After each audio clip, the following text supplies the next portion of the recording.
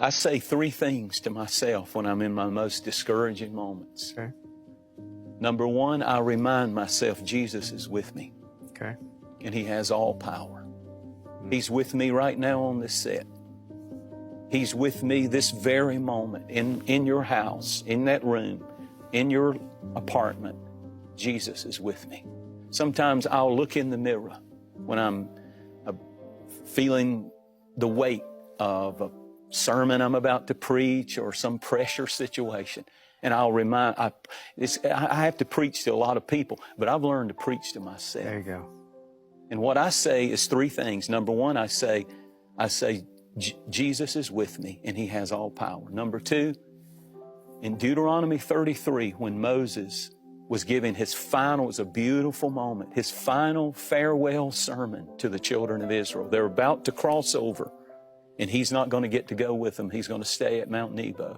And he gives this beautiful sermon. And he says, our God is a God of the mountains. And he starts naming the mountains and the peaks where God did this, and where Abraham on a mountain offered, and how offered Isaac, and how the 10 Commandments were given on a mountain. He starts naming all the blessings. He says he rides the high places. He's bragging, the God of the mountains. And then it's almost like in the middle, if you read it, right in the middle, it's like he does a shift. And he says, I've got to remind people, because I don't want them to think that if they are walking with God, it'll always be a mountaintop. Then he throws this verse in there. Our God, the eternal refuge, is our God. And then it says these words, and underneath us are the everlasting arms. Underneath is a word, taka, in Hebrew, which means at the bottom. So here's the thing I preach when I look in the mirror. I preach, number one, Jesus is with you, Jensen. Jesus is with you. I don't care what you're facing. Jesus is with you.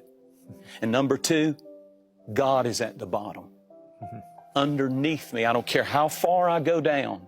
If I'll look around down there somewhere at rock bottom, you may have hit as low, you may have gone as deep into despair and depression as you can go. But once you hit, the Bible said, underneath, as low as you can go, underneath my family, underneath my marriage, underneath my children, underneath my ministry, underneath my future, when it seems like it's at the lowest point, underneath it all are the everlasting arms of God. Thank you, Lord. So I preach to myself, Jensen, Jesus is with you. Jensen, God is at the bottom. Somebody needs to hear that. Yeah. God is at the bottom. He's not just Lord of the mountains. He's not just God of the mountains. He's Lord of the valley. He even told one people he was going to give them victory because his enemy said their God is just the God of the mountains. But he said, I'm the God of the valleys, and I want you to go fight them in that valley, and I'm going to show them that I can give miracles in valleys. And then the last thing that I tell myself, preach to myself, is Romans says, I think it's the 12th chapter, that says God has given to every man the measure of faith. The measure. In other words, anything you face in life, God has given you enough faith to overcome that situation. And so I say to myself, I preach to myself, Jesus is with me. God is at the bottom. And here's a big one. I have faith for this.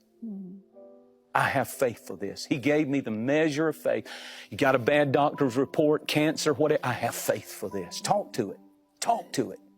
Preach back at it. I have faith for this. Got a financial challenge? I have faith for this. In crazy times, precarious times as a nation and as business people, but I have faith for this.